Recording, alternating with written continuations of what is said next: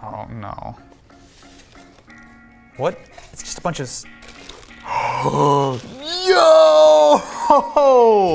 Hey guys, this is Austin, and today we're doing a video on how to waste money on Amazon at $200. Although this, my friends, is definitely not going to be wasting any money at all. So if for some reason you guys are not familiar, the Sony Walkman was essentially the iPod of its day.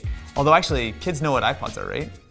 You did a good job on this. I'm already excited, and we've just gotten into the video. 1984. Someone used a Visa, and this cost $105.47. I have not listened to a cassette since I was probably like 10 years old. I know our car, when I was growing up, only had a cassette player in it, and my mom used to play all kinds of cassettes. So what's kind of interesting about this is if I actually open it up very gently from the side here, not only do we have our cassette player, but if you actually see here on the door, this guy's actually going to have a full FM radio and all the electronics built into the door, because of course it does. Close it up, and then if I plug the headphones in, all right. So, we should turn on the tape, and then we need to pick out normal tape type, and then does this have any Dolby? I don't think it does, right? I don't even think they make tapes with Dolby noise reduction anymore. Yo, for a cassette, that sounds really good. I'm really loud, aren't I? Look at this thing. I mean, this thing is, it's like 10 years older than I am. It's actually even more than, no, it's almost 10 years older than I am. And yet, it looks basically flawless, and you pair a decent pair of headphones with it, it really does not sound bad.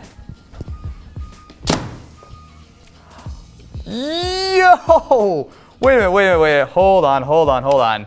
So the Porta Pros I've taken a look at. What I've not seen are the wireless edition, and then a new Walkman. You really planned this out well. Good job, sir. So first of all, how much are these? Because I know the old Porta Pros were fairly inexpensive, right? These are $80, okay. If you guys are not familiar, the Cost Porta Pros are legitimately retro headphones. I mean, they've been selling them for years and years and years. And this is essentially the same headphones that they've just added Bluetooth to. What I'm not familiar with is the Sony NW-A45 Walkman. So unlike our cassette Walkman, this is going to be able to play MP3 files, FLAC, AAC, and it's all going to be running off of a micro SD card. And it does support Bluetooth as well. So we've got full aptX, which I'm guessing this supports aptX, right? Oh wow, yeah, Walkmans have definitely changed. This actually does look a lot like an iPod. It's funny to sort of talk about iPods because Apple doesn't make them anymore. And is that a proprietary connector? Of course it is. Of course Sony can't ship micro USB or USB-C. They have to use some weird PSP looking connector. Pop these guys open and we see, oh, it actually comes in a carrying case. These are our Porta Pros. Now when you're talking about 80s looking headphones, it's hard to imagine something that looks that much more retro than this. And this is really well built. It feels nice. I'm really just surprised that they still make Walkmans. Boom, okay, we are connected via aptX and Bluetooth. All right, let's go straight to the retro zone. Let's go to our track list, folders, SD card, Hotel California. Let's give it a try. I will say that the bass is going to be a little bit heavy on these guys, so it's not going to be a super neutral sound. You're definitely gonna hear a lot of the punch. And especially with a song like this, I can hear there's a little bit of a lack of sort of clarity on the high end. But you'd have to keep in mind that we are using Bluetooth. You also have to keep in mind that this is sort of a more retro style sound. I will say that this is goofy. These headphones are great when you have them wired. The wireless option, it just feels like an afterthought. I mean, yeah, sure, they didn't want to ruin the look of them, so I'm sure they didn't want to like integrate it somewhere else. But I mean, I feel like these could have been like put inside here or something. Like this just feels, I don't know. Rock form, beyond protection. Rock form. That name sounds familiar. What? This is a bumper? Wait. The Predator case. All right. We just went from being super cool and like having some really awesome stuff to what is, I'm almost positive, a waste of our money. This is what, how much was this? $120. I'm guessing this is an iPhone case. Back to reality. How is a $120 iPhone case ever actually going to be worth it? So with that, we have a protective case for my phone. So I don't get it. I mean, it's magnetic, but it keeps the sides of the phone completely unprotected. I mean, all right, let me be real here. It's metal. It will probably protect your phone. It will not protect your phone from scratches, but maybe a drop. It looks kind of cool. You're definitely showing off a lot of the phone. Wow, mysterious. A totally black box. 10.1-inch portable Blu-ray player? What? Wait, they make these? Wow, okay. That looks super high quality. How much was this? $180? Dude, wait, hold on, okay. So the idea with the portable DVD player is that it's going to be something that you can watch like sort of on a crappy screen when you're like in the car or something.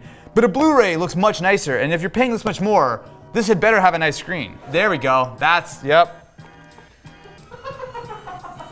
1024 by 600 high resolution. You know, barely above what you can get on a DVD. Cool, great. Oh, this is gonna be terrible. Ugh. Ugh. What? Wait. Oh man, that's what my favorite thing is. Cheap, glossy plastic. What? Why? Why? Oh man. I mean, okay, I kind of get it that if you're watching the video, you're gonna like swivel it, but that feels really wrong. I mean, I will say one thing, speakers are actually not terrible. This sounds okay. This looks like a super cheap tablet, like a $100 tablet or something. I mean, the screen's not unusable. I mean, I wouldn't mind sitting and watching a movie on this, especially with the speakers, but it's not gonna be super impressive. I'm also really curious about the battery life. I think with a Blu-ray drive, it's probably not gonna last that long. I'm afraid what's coming up behind me right now. Oh, it sounds heavy. What is it?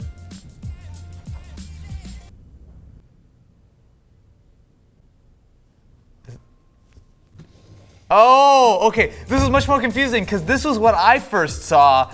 What is this? No, I'm not actually asking what is this. Solar powered Tiki. Why did you get this? I'm gonna say that because you got the Walkman, this is forgiven, but this is kind of up there with like the ball bearing and the Robo Dinosaur for some of the dumbest stuff that we've ever taken a look at on Mystery Tech. Okay, another mysterious looking box. Okay, there's some Fuji Instax film. Okay, I think I know where this is going. Oh, it's a printer. Oh, I don't know where this is going at all. So last time we had Instax on a Mystery Tech, it was for that weird like phone scanner thing where you put your phone on top of it and like basically took a picture of your phone screen.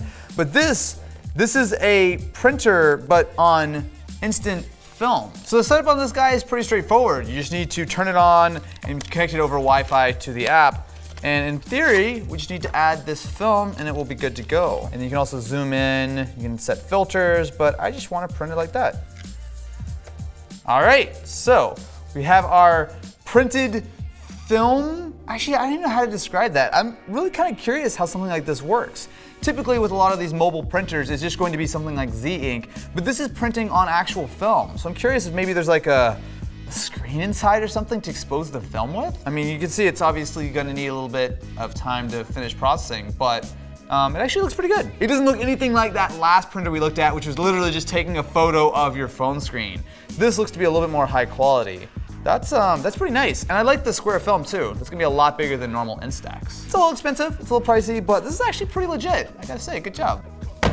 Oh, you got us Labo. Dude, I think for the first time, this is actually going to be a rain check. I really do feel like Labo deserves its own video as opposed to a quick little look on Mystery Tech. Anyway, as always, if you guys want to check out any of this stuff, links will be in the description. And if you really want to see a Labo video, tweet at Ken Bolito, please make a Labo video. He'll really love that, and he'll definitely encourage me to do a whole video on it ASAP. So yeah, just tweet Ken. Let him know your full thoughts and everything you think about life and stuff.